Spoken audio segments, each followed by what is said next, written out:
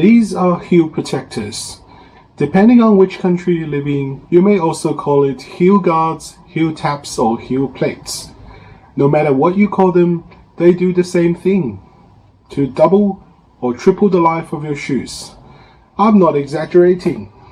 These are my motorcycle shoes I bought 6 years ago and wear 5 times a week, and the shoe soles are still as solid as new because of these heel protectors. They act as a preventative sacrificial layer on the heel, so you always wear them out first, before you have to deal with more complex replacements of the shoe sole itself. The best thing is, you can buy a dozen of these for about $5 on eBay, Amazon, or Temu.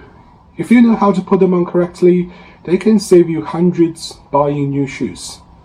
Today I'm going to share the top 3 things I learned after failing and finally succeeding in using them with almost all of my shoes.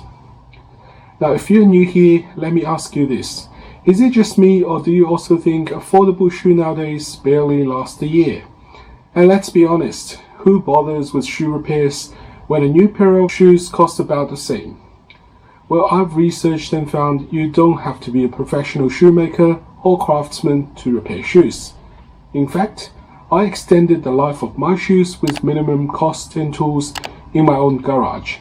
Check out my shoe repair video playlist and I'll show you how I bring my footwear back to life so I refuse to pay for them again and again. After hearing what I said, you might be thinking of putting on sole protectors straight away. Hang on, the best time to put on your sole protectors is not when your shoes are brand new. Why don't you wear your shoes for a month or so and come back to do this job? You see, everyone's foot shape and walking posture is different. You'll only know which spot on the heel wears out fastest after inspecting the wear pattern on your own shoes. This will determine the best place to put on the heel protectors for maximum protection. Wearing your shoes for a month or so also allows the surface on the heel to be naturally sanded back, so that glue can bond much better. Last but not least, wearing the shoes in their original condition allows you to break in the shoe and memorize how it feels. In case heel protectors cause discomfort, you'll be able to identify problems as early as possible because you have the muscle memory to compare the before and the after.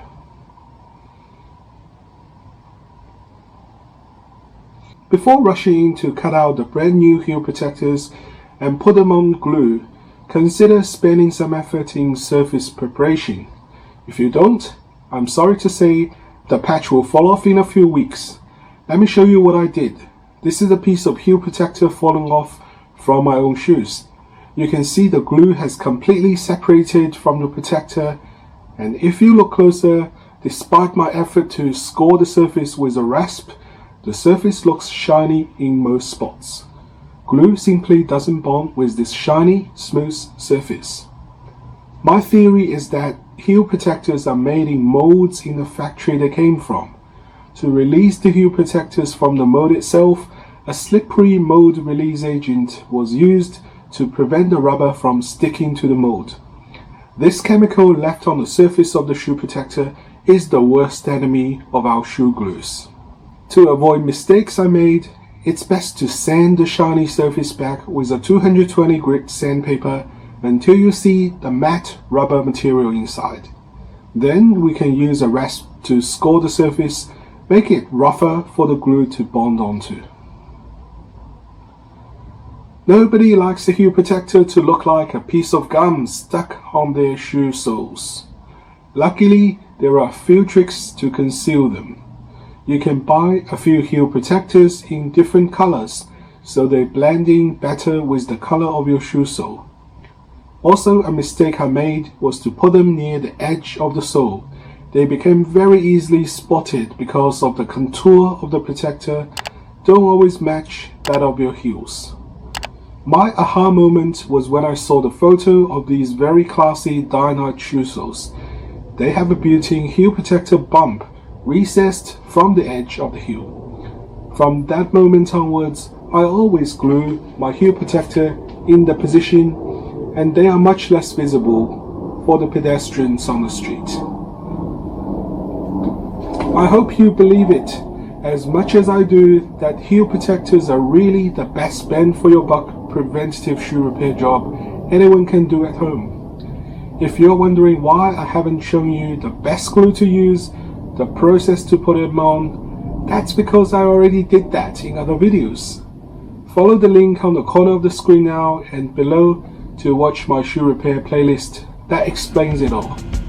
Before you go, please take a moment to subscribe to my channel so you won't miss out on my future DIY and self-sufficiency videos. I'll see you next time.